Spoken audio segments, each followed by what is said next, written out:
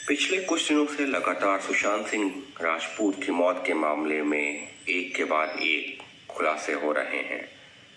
फिलहाल जांच एजेंसी की बात की जाए और वो भी मुंबई पुलिस की, तो उसकी तरफ से तो कोई बड़ा खुलासा नहीं हुआ है, लेकिन पत्रकारों के माध्यम से, खुद सुशांत के करीबियों के माध्यम से लगातार जो खबरें सामने आ रही हैं वो निश्चित तौर पर चौंकाने वाली हैं, हैरान करने वाली हैं। क्यों?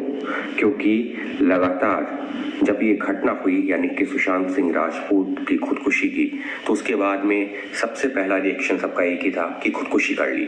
लेकिन अब 2 महीने बाद जब 15 अगस्त को हम बात कर रहे हैं, तो ये मामला सिर्फ एक खुदकुशी का मामला नहीं लग रहा, क्योंकि इतने सारे सवाल खड़े हुए हैं। सवाल जिसके घेरे में रिया चक्रवर्ती, जो कि सुशांत की पूर्व गर्लफ्रेंड है, वो तो है ही, लेकिन उसके अलावा एक और नाम जिसको लेकर के अब बहुत सारे सवाल खड़े हुए हैं। हालांकि सीबीआई का जो मामला जिसको लेकर के चल रहा है, या ये कहा जा रहा है कि जो सबसे ज़्यादा घेरे में है वो रिया चक्रवर्ती है, क्योंकि रिया सुशांत के साथ में थी और ये कहा जा रहा है कि सुशांत के पैसे का दुरुपयोग किया, सुशांत के अकाउंट से करोड़ों रुपए इधर उधर किया। लेकिन अब तक जितना मैं इस केस को समझ पा रहा हूँ, हालांकि मैं जब लोगों से बात कर रहा हूँ, सुशांत के करीबियों से बात कर रहा हूँ, उनके वकीलों से बात कर रहा हूँ, तो जितना मैं इस केस को समझ पा रहा हूँ या जो तथ्य मैं देख पा रहा हूँ, उस पे अगर मैं बात करूँ तो मेरे लिहाज से इस मामले में जो इस वक्त रिया से भी ज़्यादा बड़ा आरोपी कोई निकल के सामने आ रहा है, या मेरी नज़र में जो फिलहाल शक के दायरे में आ रहा है, वो नाम है सिद्धार्थ पिठानी का। जी हाँ, सिद्धार्थ पिठानी, याद है ना सिद्धार्थ पिठानी कौन है? सिद्धार्थ पिठानी वो शख्स है जो उस दौरान उस घर में था जब सुशांत की मौत हुई है। अब सवाल ये उठता है कि आखिर सिद्धार्थ पिठानी कैसे शक के घेरे में आता है। सबसे पहली बात, सिद्धार्थ पिठानी उस कमरे में, या ये कहा जाए कि जिस कमरे में सुशांत ने सुसाइड जो कहा जा रहा है, लेकिन मैं कहूँगा जिस कमरे में सुशांत की मौत हुई है, जहाँ पर डेड बॉडी थी, उस कमरे में सबसे पहले दाखिल होने वाला शख्स कौन है? सिद्धार्थ पिठानी। सिद्धार्थ पिठानी वो शख्स जो सुशांत के फ्लैट में मौजूद था जब ये घटना हुई। ऐसे में अब तक उसको क्यों नहीं किसी जांच एजेंसी ने उससे गहन पूछताछ की, क्यों नहीं उसको एक आरोपी के तौर पर देखा? अपने आप में सवाल उठाता है। लेकिन अब हम थोड़ा सा पीछे चलते हैं, यानी कि 14 जून की रात में जब ये कहा गया कि सुशांत की डेड बॉडी दिखी थी, और वो देखी किसने? सिद्धार्थ पिठानी ने। लेकिन इस सब के बीच में जो एक तथ्य निकल के सामने आया कि सुशांत का कमरा बंद था, सुशांत का कमरा अंदर से बंद था। उसको काफ़ी देर तक जब सुशांत से कोई जवाब नहीं मिला, तो उसके बाद में उस कमरे को खोलने की कोशिश की गई। कमरा नहीं खुला तो बाकायदा एक चाबी वाले को बुलाया गया। चाबी वाला आता है, उससे कहा जाता है कि आप कमरा खोलिए। अब यहाँ पर से सवाल उठने शुरू होते हैं। अगर हम लोगों में ही अगर हम बात करते हैं, हम लोगों में किसी के घर में, किसी के दफ्तर में कोई कमरा लॉक हो जाता है, कोई ड्रॉर लॉक हो जाता है, हम क्या करते हैं? चाबी वाला अगर आता है, उससे चाबी वाले से बोलते हैं कि आप आइए जरा ये ताला खोलिए। चाबी वाला आता है, ताला खोलता है, उसके साथ में हम खड़े रहते हैं। लेकिन बात वहीं खत्म नहीं होती। जब चाबी वाला आता है, ताला खोलता है, तो उसके बाद में हम ये सुनिश्चित करते हैं कि ताला खुल गया है या नहीं खुल गया।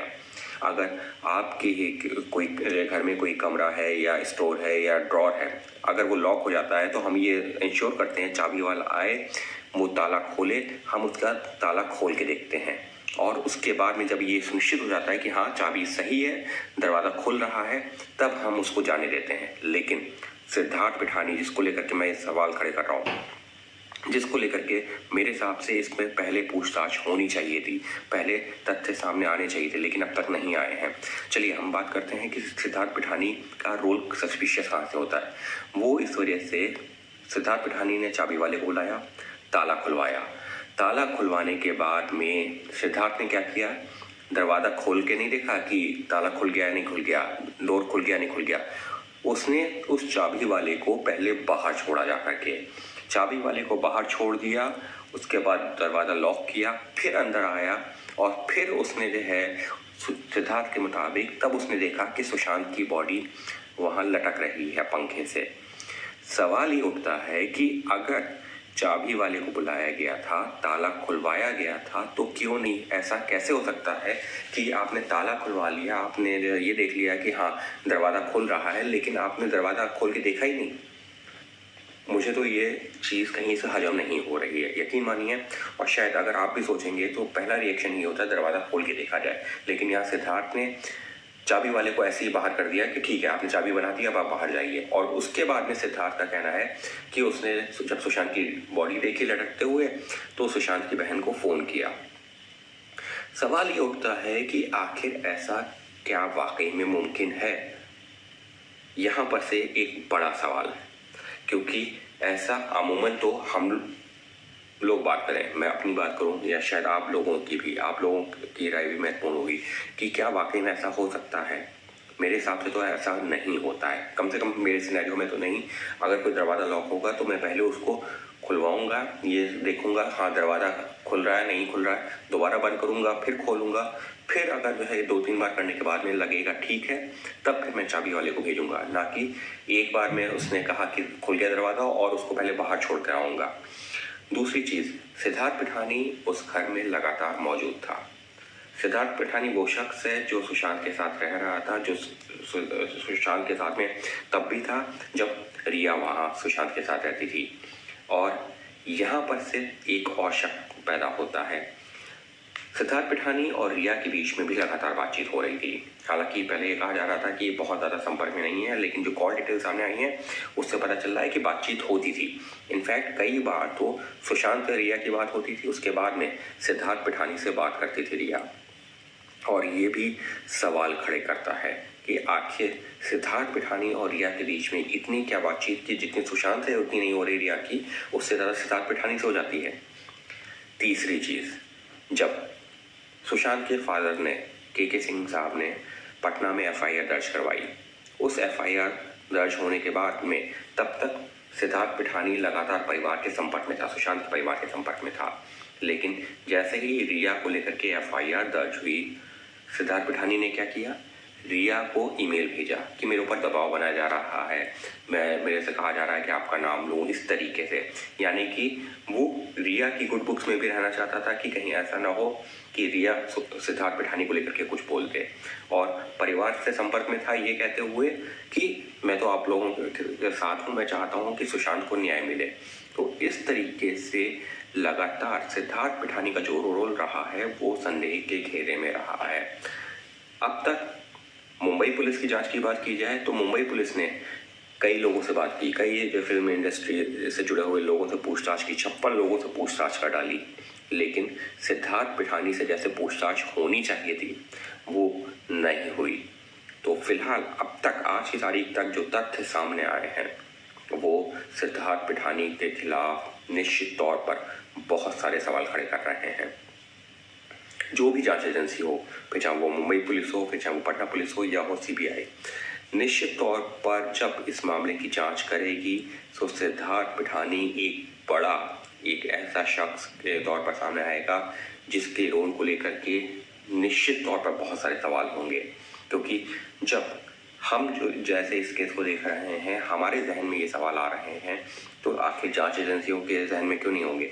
होने चाहिए थे, और अगर अब तक नहीं आए हैं तो अब आने चाहिए। क्योंकि निश्चित तौर पर सिद्धार्थ पिठानी का रोल संदेह के घेरे में रहा है, और ऐसा संदेह जिसका जवाब सिद्धार्थ पिठानी को देना होगा।